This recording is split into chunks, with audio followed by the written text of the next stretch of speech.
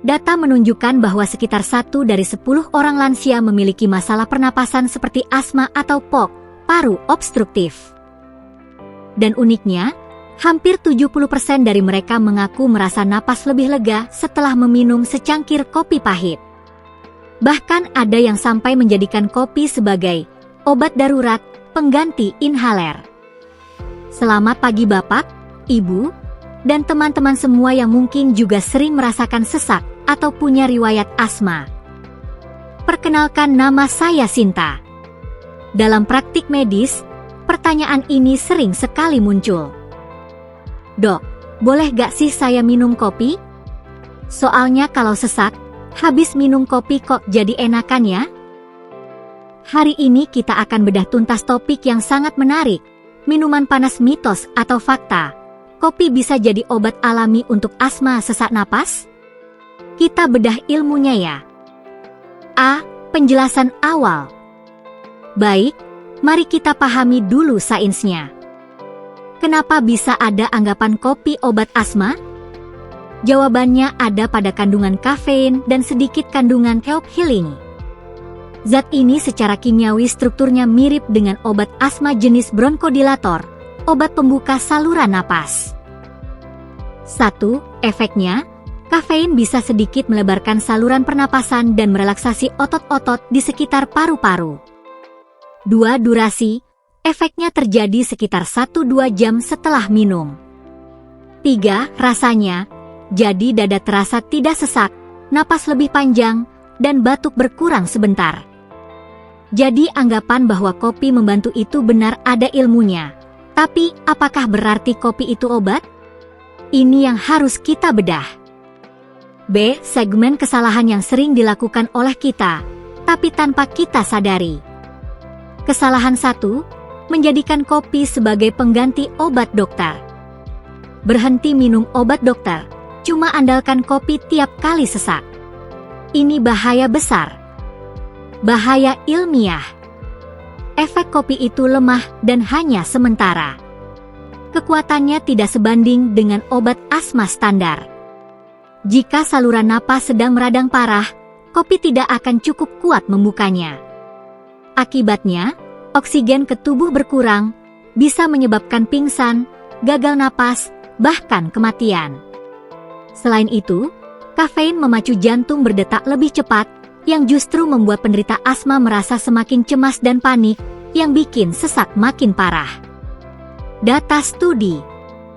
Studi pada 1.800 penderita asma menunjukkan bahwa pasien yang menggantungkan kopi memiliki risiko serangan asma berat yang membutuhkan rawat inap 2,5 kali lebih tinggi dibanding yang rutin minum obat. Kisah pasien. Pak Slamet, 62 tahun, punya asma lama. Beliau berhenti pakai inhaler karena merasa minum kopi sudah cukup lega. Suatu hari cuaca dingin dan debu banyak, beliau sesak hebat. Kopi diminum berkali-kali tidak mempan. Akhirnya harus dilarikan ke UGD karena sudah kekurangan oksigen parah. Kesalahan 2, minum kopi terlalu kental banyak biar makin manjur. Pikiran, kalau dikit gak mempan, yang kental dan banyak pasti lebih ampuh bukan napasnya. Bahaya ilmiah. Dosis tinggi kafein menyebabkan toksikosis. Saluran napas mungkin kebuka sedikit, tapi jantung kerja ekstra keras sampai berdebar kencang, palpitasi, tangan gemetar, dan sulit tidur. Pada penderita asma, kecemasan dan jantung cepat adalah pemicu utama serangan asma berikutnya. Ini jadi lingkaran setan. Sesak minum kopi kental, jantung deg-degan, cemas, sesak lagi. Data studi. Konsumsi kafein lebih dari 500 mg per hari, sekitar 3-4 gelas kopi tubruk, dapat meningkatkan resistensi jalan napas pada malam hari, sehingga asma sering kambuh saat tidur. Kisah pasien. Bu Rina, 50 tahun, minum kopi kental 5 gelas sehari biar napas enak. Tapi akhirnya malah sering bangun malam karena jantung berdebar dan napas jadi pendek-pendek. Tensi juga ikut naik. Kesalahan 3, tidak memperhatikan campuran kopi. Minum kopi tapi dicampur susu kental manis banyak, gula pasir, atau krimer. Bahaya ilmiah. Susu dan produk olahan susu pada beberapa orang bisa memicu peningkatan lendir, dahak di tenggorokan dan paru-paru. Gula yang tinggi juga memicu peradangan. Jadi saluran napas yang tadinya mau kebuka karena kafein, malah tertutup lagi oleh lendir kental. Akibatnya tetap sesak dan batuk-batuk. Data studi.